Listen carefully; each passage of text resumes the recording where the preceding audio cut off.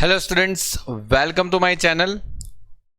तो देखिए, आज हमारा जो टॉपिक है, ठीक है, आज से इस लेक्चर के अंदर हम फंड फ्लो स्टेटमेंट स्टार्ट कर रहे हैं। ओके, तो फंड फ्लो स्टेटमेंट के जो स्ट्रक्चर है उसके अंदर कौन से अकाउंट्स बनाने हैं, किस तरीके से कैलकुलेशन करनी है, ये सब कुछ हम यहाँ पर सीखेंगे। ठीक है, और धीरे धीरे हम इसके क्वेश्चन सॉल्व करते जाएंगे। और आपसे एक रिक्वेस्ट है, इस चैप्टर को थोड़ा केयरफुली पढ़ें, क्योंकि इसमें कैलकुलेशन वाइज बहुत ज़्यादा अकाउंट्स वगैरह बनाने पड़ेंगे और हर चीज़ को हर बार मतलब एक नोट करके रखना है, जितनी भी चीज़ आप अगर सुनते जाते हो, ठीक है, और सीखते जाते हो, क्योंकि एक रिपीटेड प्रोसेस जो आप करते जाओगे, ठीक है, एक ही चीज़ को अगर बार बार समझोगे अलग अलग वीडियोस के अंदर, तो आपको ये चैप्टर धीरे धीरे आने लग जाएगा। ठीक है, वैसे चैप्टर थोड़ा लेंथी रहता है, मतलब बड़े क्वेश्चन ज़्यादा होते हैं यहाँ पर। ठीक है, चलिए तो स्टार्ट करते हैं। फंड फ्लो स्टेटमेंट, ठीक है, फंड फ्लो स्टेटमेंट का मतलब जो है, यहाँ पर आपको इस चैप्टर के अंदर टोटल 3 स्टेटमेंट सबसे पहले बनाना पड़ते हैं, जिसमें सबसे पहला है statement of change in working capital. सबसे पहला आपको ये बना देना, statement of change in working capital. फिर होता है एक adjusted profit and loss account आपको बनाना है, और एक है फंड फ्लो स्टेटमेंट, जो हमारा ये चैप्टर है। कंप्लीटली आपको ये 3 स्टेप फॉलो करने और 3 अकाउंट्स बनाने ही पड़ेंगे, और उसके अलावा और भी बहुत सारे ज़रूरी कैलकुलेशन यहाँ पर शो करनी पड़ेगी, जैसे कि नेसेसरी अकाउंट, मतलब कोई भी अकाउंट्स अगर आपको इस चैप्टर के अंदर कोई भी मिसिंग फिगर होता है, मतलब यहाँ पर आप चैप्टर के क्वेश्चन करोगे ना, तो आपको धीरे धीरे आइडिया आता जाएगा। 5-6 क्वेश्चन लगेगा आपको ये चैप्टर को समझने के लिए। तो यहाँ पर आपको क्या करना है कि कुछ मिसिंग फिगर होंगे, मतलब कुछ मिसिंग डेटा होंगे, और वो मिसिंग डेटा आपको उसके अकाउंट्स बना के समझाने और समझने, और उससे जो भी अमाउंट आएगी उससे आप अपने पूरे क्वेश्चन को कंप्लीट कर पाओगे। मतलब पहला 3 स्टेटमेंट तो कंपलसरी है, बनाने ही बनाने। नेसेसरी अकाउंट कौन से बनाने, वो हम क्वेश्चन वाइज देखते जाएंगे, डिपेंड करता है क्वेश्चन के ऊपर। ठीक है, जरूरी नहीं है कि ये हर क्वेश्चन के अंदर ये सारे अकाउंट्स उसी फ्लो में आए। अलग अलग क्वेश्चन के अंदर उसकी जो ज़रूरत पड़ती है उस हिसाब से अकाउंट्स अलग अलग बन सकते हैं, लेकिन फर्स्ट 3 कौन से, statement of change in working capital, profit loss account adjusted वाला, और एक फंड फ्लो, ये 3 कंपलसरी, ये तो बनेगा ही बनेगा। बाकी के अकाउंट्स क्वेश्चन की रिक्वायरमेंट के हिसाब से बनते। ठीक है, जैसी जैसी क्वेश्चन की रिक्वायरमेंट। आगे बढ़ते sir, statement of change in working capital, मतलब जो फर्स्ट स्टेटमेंट बनेगा वो हमेशा यही बनेगा, statement of change in working capital. क्या रहेगा इसमें, तो चलिए समझते हैं। देखो, इसमें सबसे पहले आपको करंट एसेट्स लेनी है, मतलब आपके क्वेश्चन के अंदर जितनी भी करंट एसेट्स है वो सब कुछ यहाँ पर ले लो। और करंट एसेट्स 2 आपको देंगे, 2 साल के आपके पास सारे डेटा होते हैं, एक प्रीवियस ईयर का होता है, एक करंट ईयर का होता है। मतलब आपके पास 2 साल का डेटा होगा, उसमें आप दोनों साल के डेटा में करंट एसेट्स ले लो, जैसे कि stock, debtors, bill receivable, cash, prepaid expense and other current assets. ये सारी अमाउंट आप लिखते जाओ 1 by 1, मतलब यहाँ पर लिखते जाओ। ठीक है, 1 by 1 आप सारी अमाउंट यहाँ पर लिखते जाओ, और फिर क्या करो, उसका यहाँ पर टोटल कर लो। ओके, ये तो अभी आप समझ गए। आप टोटल कर लोगे, जितनी करंट एसेट्स है आपकी उसको टोटल कर लो। ठीक है, लिखते जाओ और टोटल करो, जितनी है उतनी लिखो। ठीक है, मैंने जस्ट यहाँ पर एग्जाम्पल के तौर पे थोड़ी बहुत एसेट्स यहाँ पर दे के रखी है। इसके अलावा भी अगर कोई करंट एसेट्स अगर यहाँ पर है आपके क्वेश्चन के अंदर, तो आप यहाँ पर उसको कंसिडर कर सकते हो। ठीक है, आगे बढ़ेंगे। उसके बाद आपको क्वेश्चन के अंदर से जितनी भी करंट लायबिलिटीज है उसको लेना है, मतलब creditors, bills payable, outstanding expense, bank overdraft, और एक प्रोविजन फॉर टैक्स। यहाँ पर मैंने नोट मारी, वो हम समझते हैं। पहले आपको यहां पर ये बता देता हूं कि करंट एसेट्स भी सारी ले लो, करंट एसेट्स का टोटल कर लो, ठीक है, यहां पर करंट एसेट्स का टोटल कर लो, ओके, और यहां पर करंट लायबिलिटीज मतलब करंट एसेट और करंट लायबिलिटीज का टोटल कर लो, ठीक है, करंट एसेट्स का ए में और करंट लायबिलिटीज का बी में टोटल कर लो। और फिर आपको करना है वर्किंग कैपिटल। वर्किंग कैपिटल का मतलब क्या है, देखो ए माइनस बी, मतलब ये जो आपके पास ए की वैल्यू है और जो बी की वैल्यू उसमें माइनस करके आप लिख दो, ठीक है, और यहां पर आपका एक वर्किंग कैपिटल रेडी हो जाएगा, ठीक है। Current assets minus current liabilities, that means के वर्किंग कैपिटल हो जाए, ठीक है। चलिए एक डेटा के तौर पे मैं आपको समझाता हूं, मतलब अमाउंट लेके आपको थोड़ा बहुत आइडिया दिलाता हूं। देखो सपोज करो कि आपके पास यहां पर करंट एसेट्स आई है 5 लाख, ओके, और यहां पर करंट एसेट्स आई है 6 लाख, ठीक है। तो करंट लायबिलिटी यहां पर आ गई 4 लाख और करंट लायबिलिटीज यहां पर आ गई 4,50,000। तो आप क्या करोगे, ए में से बी माइनस करोगे, मतलब 5 लाख में से 4 लाख माइनस कर दोगे, तो 5 माइनस 4 मतलब यहां पर जो रिमेनिंग वैल्यू आ गई वो 1 लाख आ गया, ओके, और यहां पर जो रिमेनिंग वैल्यू आ रही है वो 1,50,000 आ रही, हो गया। अभी यहां पर इस तरीके से आपको कैलकुलेशन करनी है, मतलब ए माइनस बी, तो आपको वर्किंग कैपिटल मिल जाता है। और अभी यहां पर करना क्या है वो चीज समझना है, एक और आपको यहां पर लिखा हुआ मिल ही जाएगा चेंज इन वर्किंग कैपिटल, या तो इंक्रीज होगा या तो डिक्रीज होगा, कुछ भी, या तो बढ़ेगा या तो कम होगा, ठीक है। जैसे देखो यहां पर समझो, ये 1 लाख की वर्किंग कैपिटल है, यहां पर 1,50,000 की, तो ये इंक्रीज हुआ या डिक्रीज हुआ, मुझे ये बताओ। 1 लाख से 1,50,000 होना, दैट मीन्स कि आपकी वर्किंग कैपिटल इंक्रीज हो गई, ठीक है, इंक्रीज हो गई, वर्किंग कैपिटल क्या हो गई, इंक्रीज हो गई। और कितनी इंक्रीज हुई, 50,000 से। तो आपको क्या करना है, यहां पर 1,50,000 लिख देना, ओके, और यहां पर 1,50,000 लिख देना, क्योंकि दोनों वैल्यू में से ज्यादा कौन है, 1,50, जो ज्यादा है वो लिख दो। जैसे 1 लाख है और 1,50,000 है, जो ज्यादा है वो नीचे लिख दो। और डिफरेंस कहां पर आ रहा है, तो आप बोलोगे सर यहां पर कम पड़ रही है अमाउंट, तभी 1,50 होगा।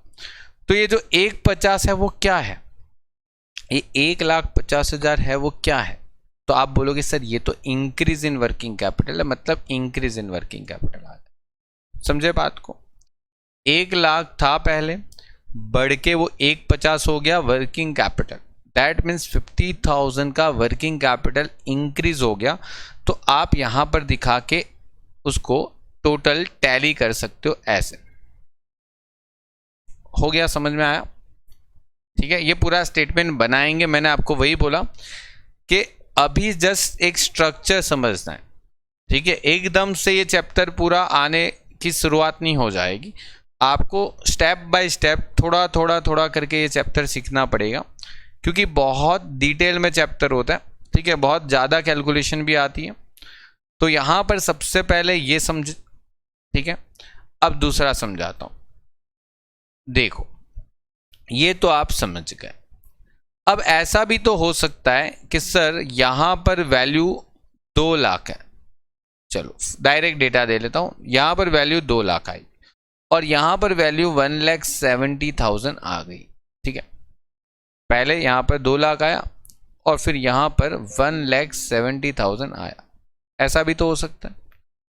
तो यहां पर 2 लाख है, यहां पर 1,70,000 है, तो आपका वर्किंग कैपिटल इंक्रीज हुआ या डिक्रीज हुआ, 2 लाख से 1,70,000 मतलब 1,70,000 होना, मतलब ये 30,000 इंक्रीज हुआ या डिक्रीज हुआ। तो आप बोलोगे सर ये तो डिक्रीज हो गया, पहले साल 2 लाख था, दूसरे साल 1,70,000 हो गया, तो 30,000 का वर्किंग कैपिटल डिक्रीज हो रहा है। तो यहां पर ऐसे केसेस में आपका 2 लाख वैल्यू ये ज्यादा है, तो इसको यहां पर दिखा दोगे, 2 लाख यहां पर दिखा दोगे और फिर आप डिक्रीज बताओगे, इंक्रीज नहीं बताओगे। कितना बताओगे? 30,000 और ये यहां पर बता दो।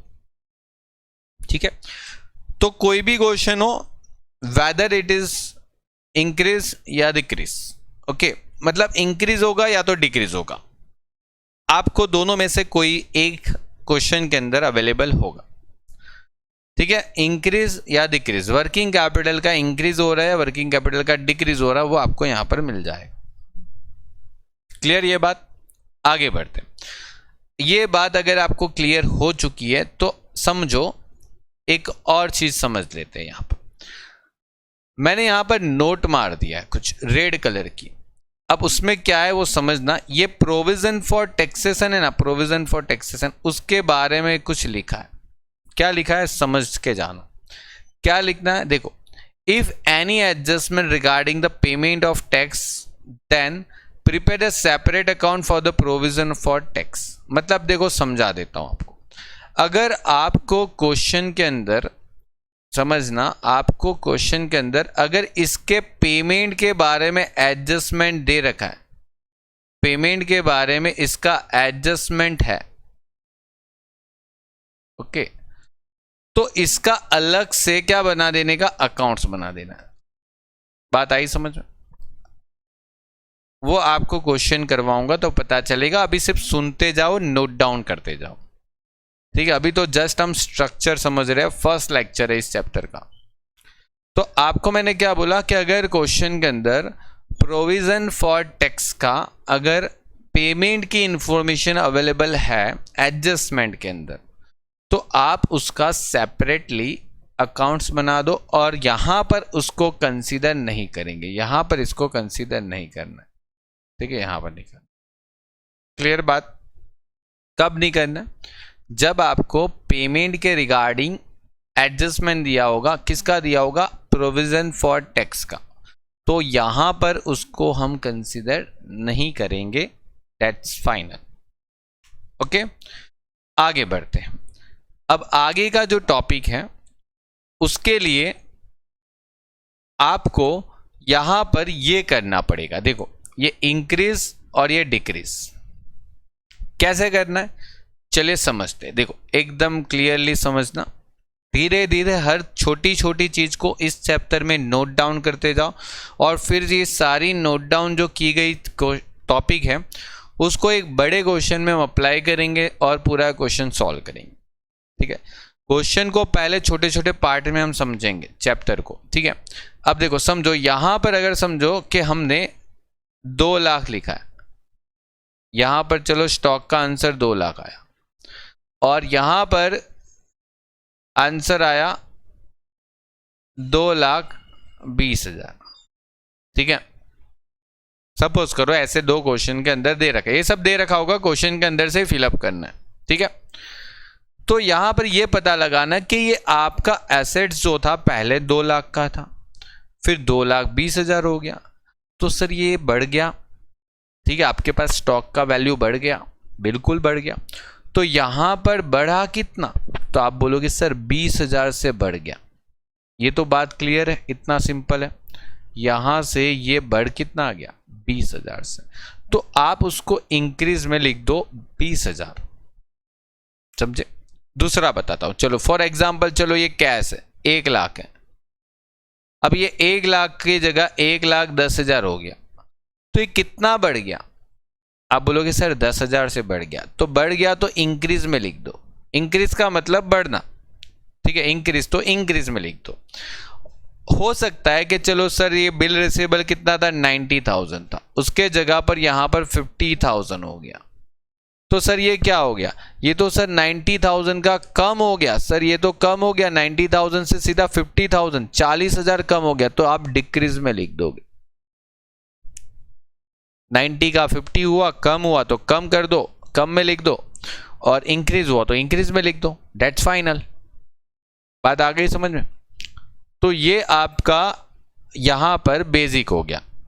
ठीक है, इस टॉपिक का क्लियर। बढ़ गया तो बढ़ाए, मतलब देखो यहां से 2 वैल्यू को कंपेयर करो, अगर इंक्रीज हो रहा है तो इंक्रीज में लिखो, डिक्रीज हो रहा है तो डिक्रीज में लिख दो।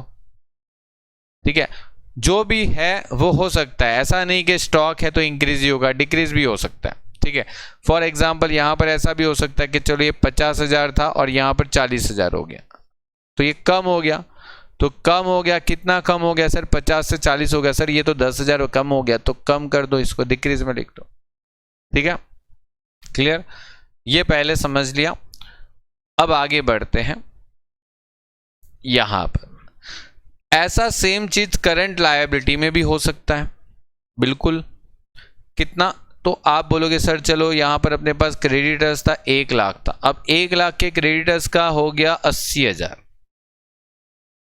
सर ये क्या हो गया? यहां से यहां क्या हो गया? डिक्रीज हुआ या इंक्रीज हुआ? 1 लाख से अमाउंट हो गई 80,000, कम हो गया, डिक्रीज हो गया। लेकिन यहां पर डिक्रीज होता है कितना? 20,000। ठीक है, डिक्रीज होता है तो इंक्रीज में लिखना है, ये चीज याद रखना है। ठीक है, इंक्रीज में लिखना है, उल्टा है। मतलब अगर अमाउंट कम हो रही है आगे वाले साल से तो आपको लिखना है इंक्रीज में। ठीक है, यहां पर अमाउंट कम हो रही है तो आपको लिखना है इंक्रीज में। जैसे बैंक ओवरड्राफ्ट की बात करो तो देखो बैंक ओवरड्राफ्ट यहां पर 80,000 है और यहां पर चलो 70,000 है, तो ये आप देखो यहां से ये कम हो गया 10,000। तो कम होना तो डिक्रीज में लिखना नहीं है, इंक्रीज में लिखना है 10,000, ये चीज ध्यान रखना है। ठीक है, और अगर सर बढ़ जाता तो फिर डिक्रीज में लिखते हैं। मतलब समझो यहां पर 80,000 के जगह पर 90,000 हो जाता, तो ये 1,000 क्या हो गया? 10,000 क्या हो गया? बढ़ गया। तो ये इंक्रीज होने से इंक्रीज में मत लिखना, डिक्रीज में लिखना है 10,000। बात आई समझ में? ठीक है, ऐसे काम करना है ये स्टेटमेंट रेडी करने के लिए। ठीक है, ये स्टेटमेंट को रेडी करने के लिए ये काम जरूरी करना है। ठीक है, चलिए, तो ये चीज मैंने नीचे लिख के दे रखी है आपको समझने के लिए। देखो यहां पर मैंने लिख के भी दिया है कि करंट एसेट्स में अगर इंक्रीज होता है तो इंक्रीज इन वर्किंग कैपिटल ही लिखते हैं। मतलब इंक्रीज तो इंक्रीज और डिक्रीज तो डिक्रीज, एसेट्स में कोई प्रॉब्लम नहीं। लेकिन प्रॉब्लम कहां पर है? तो प्रॉब्लम सर यहां पर थोड़ा याद रखने लायक है कि करंट लायबिलिटीज में अगर इंक्रीज होता है तो हम डिक्रीज में अमाउंट लिखेंगे और डिक्रीज हुआ तो इंक्रीज में अमाउंट लिखना है। तो ये चीज थोड़ा ध्यान रखना, यहां पर रिवर्स, करंट लायबिलिटीज में इंक्रीज तो डिक्रीज में लिखना है, डिक्रीज तो इंक्रीज में लिखना है। ठीक है, क्लियर यहां तक? तो ये कंप्लीट। आगे बढ़ते हैं। अब नेक्स्ट जो अपना एडजस्टमेंट है वो है, नाम इसका देखना, प्रॉफिट लॉस नहीं है, सिर्फ adjusted profit loss account. Adjusted profit loss account बनाना कैसे है वो समझ लेते हैं। ठीक है, यहां पर बहुत सारी एंट्री आपको याद रखनी है, आपको एमसीक्यू के अंदर भी पूछी जाती है। देखो यहां पर एक तो ये डेबिट और ये क्रेडिट चीज, ये होगा बाय बैलेंस ब्रॉट डाउन। मतलब एक तरीके से ओपनिंग बैलेंस। ओके, यहां पर, और एकदम लास्ट में यहां पर बैलेंस कैरी डाउन या तो कैरी फॉरवर्ड। ठीक है, और यहां पर आ जाएगा क्लोजिंग बैलेंस। ठीक है, ये किसका ओपनिंग क्लोजिंग होगा? तो प्रॉफिट एंड लॉस का। किसका होगा? प्रॉफिट एंड लॉस का ओपनिंग क्लोजिंग बैलेंस यहां पर होगा, ये ओपनिंग और ये क्लोजिंग। डन।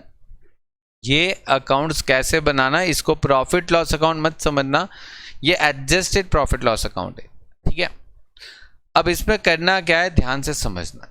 ठीक है, ध्यान से समझना ये चीज। देखो करना क्या है, आपने प्रॉफिट लॉस अकाउंट तो बनाया आपने, ठीक है, सबने बनाया profit loss account. Profit loss account में ऐसे खर्चे भी होते हैं जो हम कैश में पेमेंट नहीं करते। क्या बोला मैंने? ऐसे खर्चे होते हैं जिसका हम पेमेंट नहीं करते लेकिन वो खर्चा है।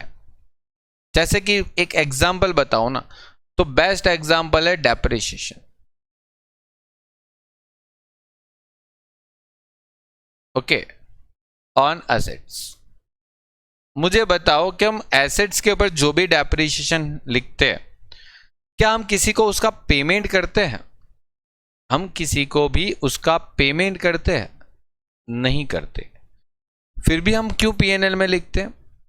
ठीक है, अकाउंट्स के रूल्स के हिसाब से लिखते हैं ना वो तो, लेकिन क्या वो पेमेंट करते हैं? नहीं करते हैं। तो ऐसे ऐसे खर्चे जिसका हम पेमेंट नहीं कर रहे, ध्यान से सुनना, पेमेंट नहीं कर रहे लेकिन एक्सपेंस के तौर पे इसको रिकॉर्ड जरूर करते हैं, वो सारे खर्चे यहां पर इंक्लूड हो जाते, यहां पर कवर हो जाते। सबसे पहला तो डेप्रिसिएशन, दूसरा होता है राइट ऑफ गुडविल, मतलब प्रिलिमिनरी एक्सपेंस,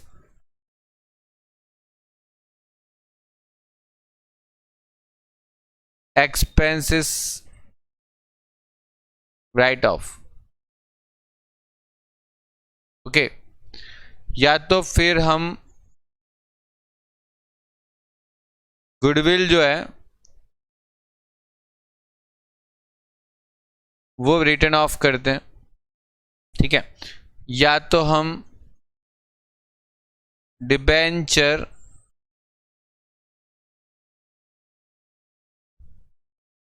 डिस्काउंट होता है, या तो शेयर के जो एक्सपेंस होते हैं शेयर एक्सपेंसेस हम राइट ऑफ करते हैं। मतलब ये सारे एक्सपेंसेस ऐसे हैं, ठीक है, जो हमको किसी को पेमेंट नहीं करना पड़ रहा है, फिर भी हम उसको पीएनएल में रिकॉर्ड इसीलिए करते हैं क्योंकि अकाउंट कहता है कि मतलब कुछ ऐसे एडजस्टमेंट होते हैं जो हम खर्चे नहीं करने के कारण फिर भी हम पीएनएल में दिखाते हैं। ऐसे खर्चे हैं बहुत सारे, जैसे ये सब मैंने आपको बताया कि ये सब एक्सपेंस के तौर पे हम प्रॉफिट लॉस अकाउंट में रिकॉर्ड करते हैं, लेकिन इससे हमारे पास से जो कैश है, अपने पास से जो पैसा मतलब बैंक बैलेंस है, वो कभी कम नहीं होता, इसका पेमेंट नहीं कर रहे हम किसी को। जैसे सैलरी की बात करें तो सैलरी हम अपने एम्प्लॉय को पे कर रहे हैं, इसीलिए पीएनएल में दिखाते हैं कि सैलरी टू एम्प्लॉय, ठीक है, खर्चा है। पगार देना, किसी को पगार देना, सैलरी देना, वो खर्चा है, वो हम दिखाते हैं। पेमेंट कर रहे हैं इसलिए भी दिखा रहे हैं। यहाँ पर तो ये सब खर्चे ऐसे हैं ना, पेमेंट नहीं कर रहे फिर भी दिखा रहे, तो वो सभी खर्चे यहाँ पर शो करने। कभी भी यहाँ पर ये खर्चा नहीं आना चाहिए जिसका हम पेमेंट कर रहे हैं, ठीक है। तो ये आपका यहाँ पर ऐसा अमाउंट आ गया जिसका हम पेमेंट नहीं कर रहे लेकिन फिर भी पीएनएल में दिखाना है, ठीक है। तो वो सारे एक्सपेंस यहाँ पर एडजस्टेड प्रॉफिट लॉस अकाउंट का पार्ट हो जाएगा, ठीक है। अब आगे और भी कोई ऐसा, तो दूसरा पॉइंट, ये तो पहला पॉइंट हो गया, ठीक है, ये पहले पॉइंट हो गया। अब दूसरा पॉइंट, कोई भी ऐसा लॉसेस जो हमने किसी एसेट को बेचने पर हुआ हो, मतलब loss on sales of assets,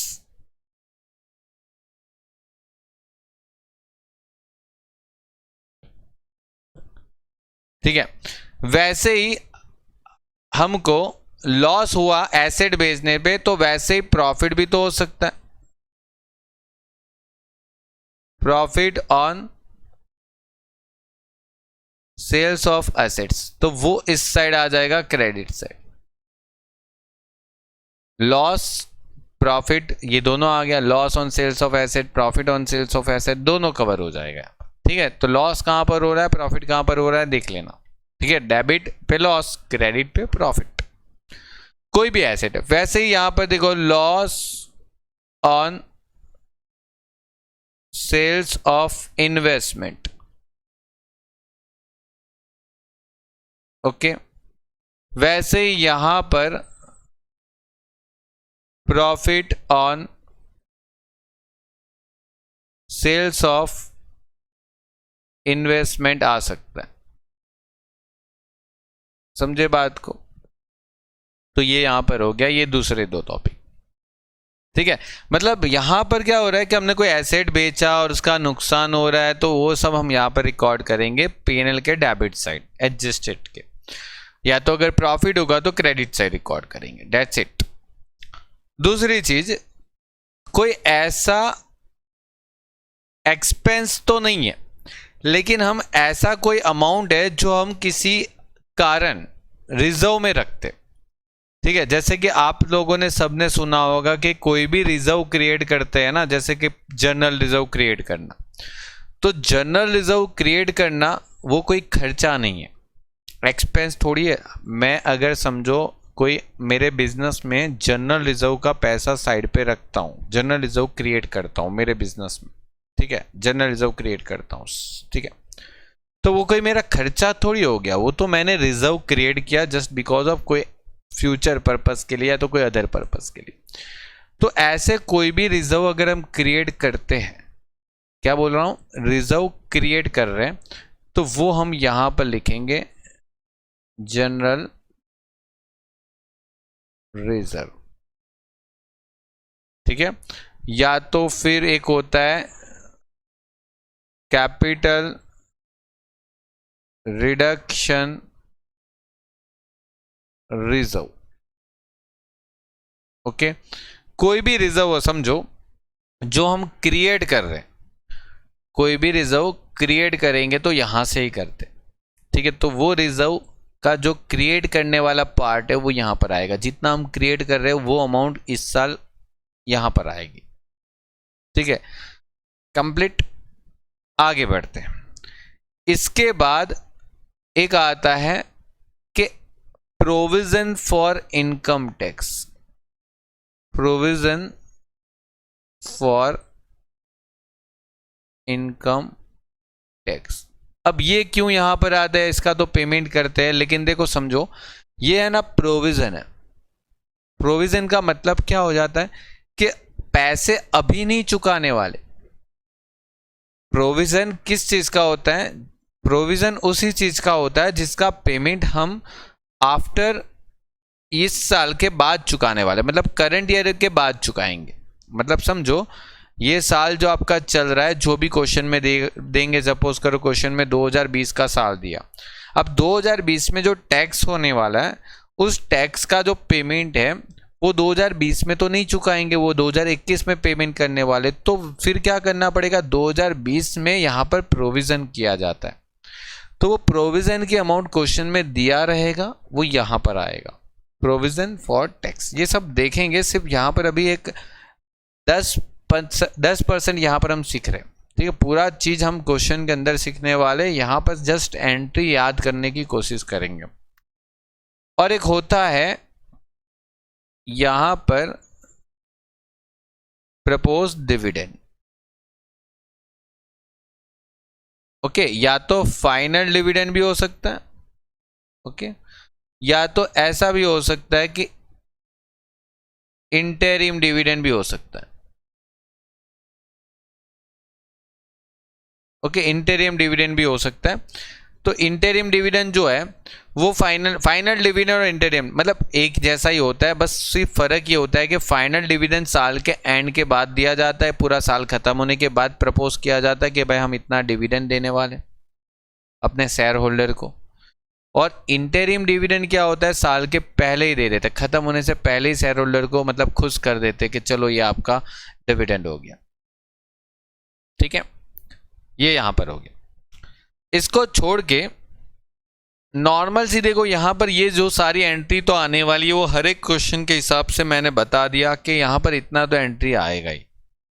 इसके अलावा भी कुछ ऐसी एंट्री हो सकती है जो इस टाइप की हो, जैसे ये सब जो है उसका एक टाइप है। मैंने क्या बताया था, यहाँ पर जो डेबिट साइड जो एंट्री कर रहे हैं वो सारी ऐसी एंट्रियां जो हम कोई एसेट बेचने से लॉस हो रहा है, जो हम खर्चा कर रहे हैं लेकिन अभी उसका पेमेंट नहीं कर रहे, ठीक है। कुछ ऐसे हैं जो प्रोविजन कर रहे हैं, हम सिर्फ प्रोविजन मतलब कि खर्चा मतलब पेमेंट बाद में करने वाले, जस्ट अभी हम उसका एक अमाउंट प्रोविजन के तौर पे साइड पे रख रहे हैं, जैसे general reserve, capital reduction reserve, provision for tax, propose dividend, interim dividend, ये सब हम यहाँ पर लिख देंगे। और इंटरिम डिविडेंड एक ऐसा पार्ट है जो हम पेमेंट कर देते हैं, लेकिन ये कंपनी का जो ऑपरेटिंग एक्टिविटी का जो है ना उसके अंदर नहीं आता, इसीलिए हम उसको यहाँ पर ऐड कर देते हैं। ठीक है, यहाँ पर इसीलिए हम उसको कंसीडर करेंगे, यहाँ पर इंटरिम डिविडेंड को कंसीडर करना है। ठीक है, तो ये आपका एडजस्टेड प्रॉफिट लॉस अकाउंट की एंट्री हो गई। एक सीधी सीधी बात बताऊं तो ये सारी एंट्री एक बार याद रखो, धीरे धीरे धीरे इसका क्वेश्चन के अंदर जैसा इम्पैक्ट होता जाएगा आपको थोड़ा क्लियरिटी मिलती जाएगी कि हाँ ये एंट्री यहाँ पर आएगी। ठीक है, चलो आगे बढ़ते हैं। अब हमें जाना है अपने फंड फ्लो पर। ठीक है, इससे पहले आपको यहाँ पर एक और बात बता दूं कि आप जब इसको टोटल करोगे ना तो यहाँ पर इस साइड का पहले टोटल करोगे क्योंकि यहाँ पर अमाउंट ज़्यादा आएगी, और फिर इस साइड का अगर आप टोटल करोगे तो यहाँ पर आपको कुछ डिफरेंस देखने को मिलेगा, यहाँ पर कुछ डिफरेंस आएगा। ओके, यहाँ पर कुछ डिफरेंस आएगा जिसको हम बोलते हैं operating profit. Okay, operating profit बोलते हैं, क्या बोलेंगे इसको, ऑपरेटिंग प्रॉफिट। ओके, तो ये चीज ध्यान रखना, यहाँ पर जो भी अमाउंट हम निकालने वाले हैं वो हमारे लिए ऑपरेटिंग प्रॉफिट का काम करेंगे। ठीक है, डिफरेंस आएगा टोटल करके, वो आपको कहाँ पर लिखना है, यहाँ पर। ठीक है, जो आपका प्रॉफिट आएगा वो प्रॉफिट जो होता है वो हमारे बिजनेस का क्या होता है। ठीक है, तो ये चीज अभी यहाँ पर लिखनी है। देखो, प्रॉफिट जो होता है वो आपका सोर्स ऑफ फंड होता है, मतलब जो ये ऑपरेटिंग प्रॉफिट आया,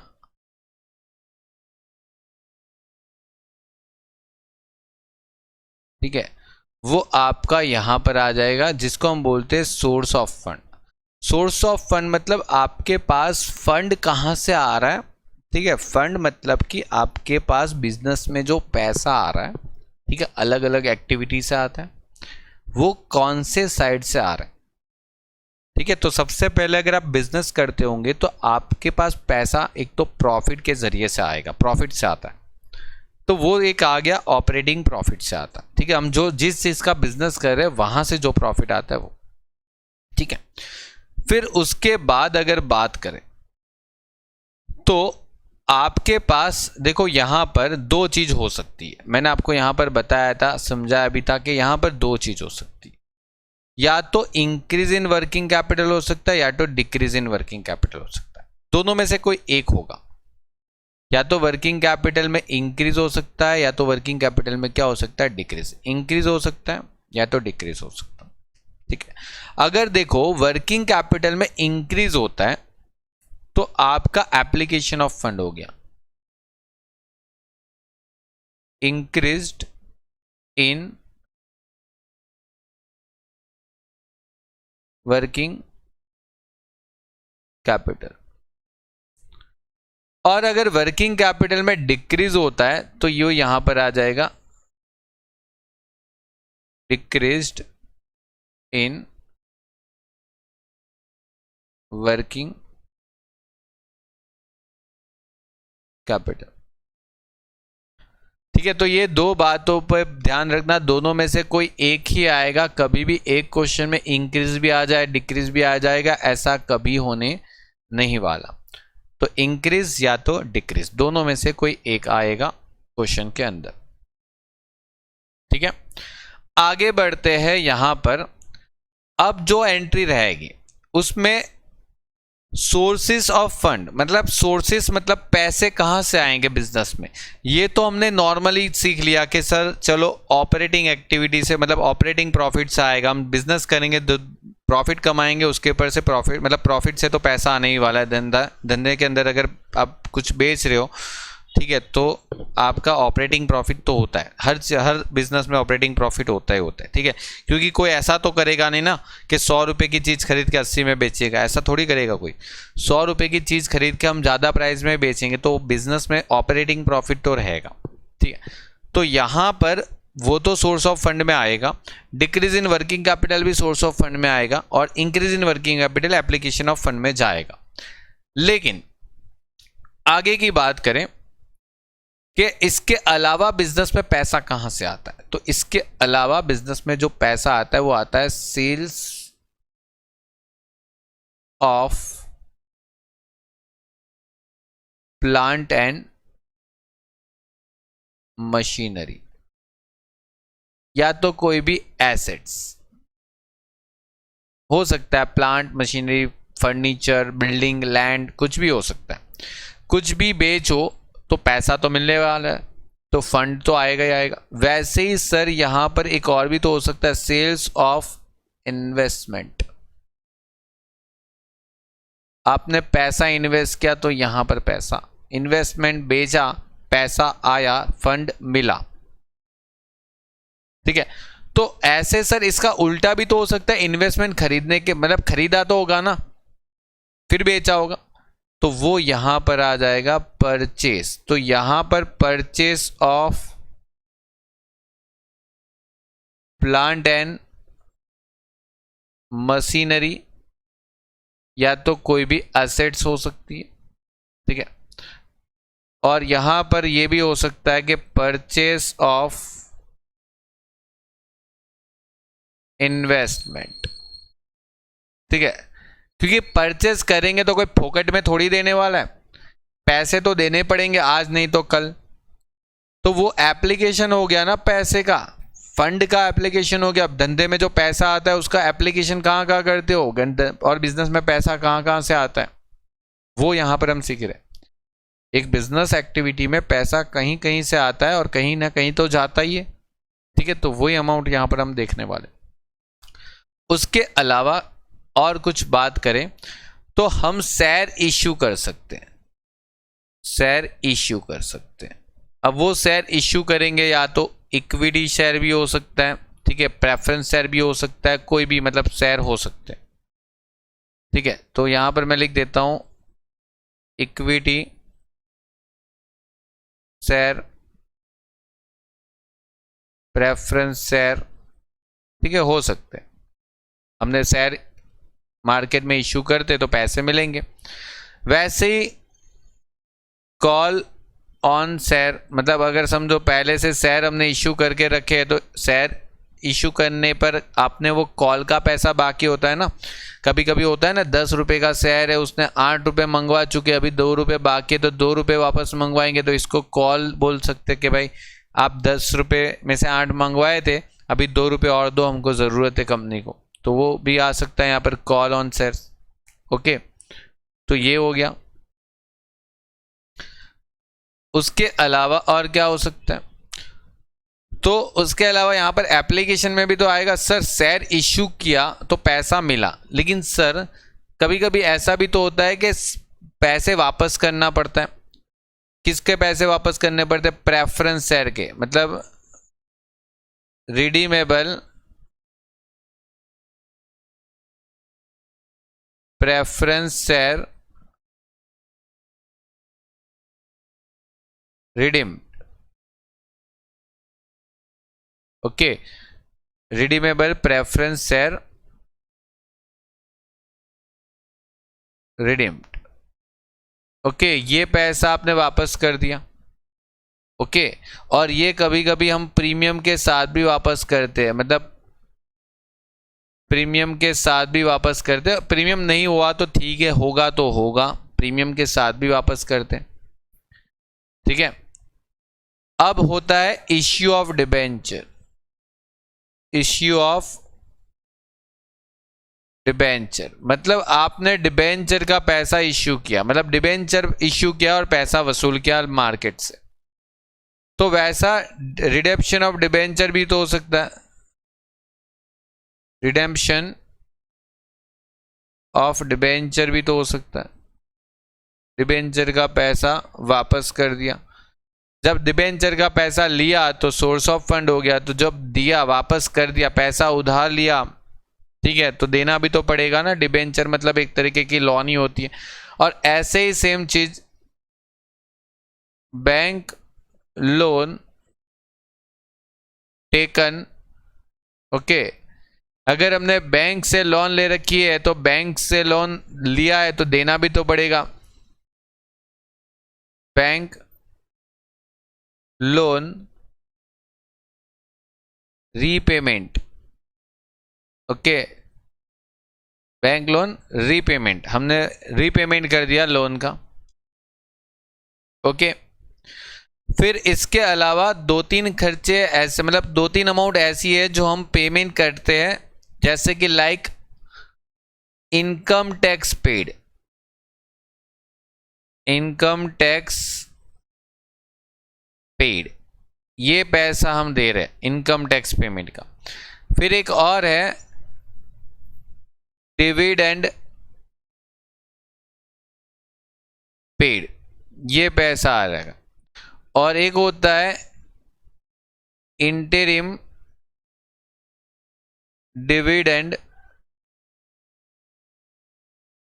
पेड, हो जाता है, ये अमाउंट आ जाएगा। समझे? तो इतनी सारी एंट्री, मतलब आप देखो यही सारी एंट्री अगर आप देखते हो ना एप्लीकेशन की, तो हमें यहाँ पर पैसा देना पड़ता है। ठीक है, पेमेंट करेंगे, और यहाँ पर हम पेमेंट करने नहीं वाले, हम पेमेंट लेने वाले, इन सब से पैसा लेंगे। ठीक है, क्लियर? तो ये सब यहाँ पर इस तरीके से कंसीडर करना है। ओके, अब इसके अलावा भी देखो बहुत सारी एंट्री, मतलब जितनी आनी चाहिए उतनी मैंने मेजॉरिटी एंट्री आपको यहाँ पर लिखवा दी। कुछ एंट्री ऐसी है जो हम कुछ क्वेश्चन में देखेंगे, कुछ क्वेश्चन में नहीं देखेंगे। मेजॉरिटी एंट्री जो मैंने आपको करवाई वो अभी तक के जो मोस्टली क्वेश्चन के अंदर, मतलब 90% यूज होने वाली एंट्री मैंने आपको लिखवा दी यहाँ पर। 90% ये सभी एंट्री को यूज करते। कुछ एंट्री है जो कुछ क्वेश्चन में आपको देखने को मिलेगी, कुछ एंट्री यहाँ पर देखने को ना भी मिले। ठीक है, कुछ और क्वेश्चन के अंदर मेजॉरिटी एंट्री के हिसाब से अगर देखें तो ये आपका यहाँ पर पूरा स्ट्रक्चर हो गया फंड फ्लो का। ठीक है, चलिए अब आगे बढ़ेंगे। नेक्स्ट लेक्चर के अंदर हम सीखेंगे कि इसके रिलेटेड जो अकाउंट्स बनाने होते हैं वो कैसे बनाते।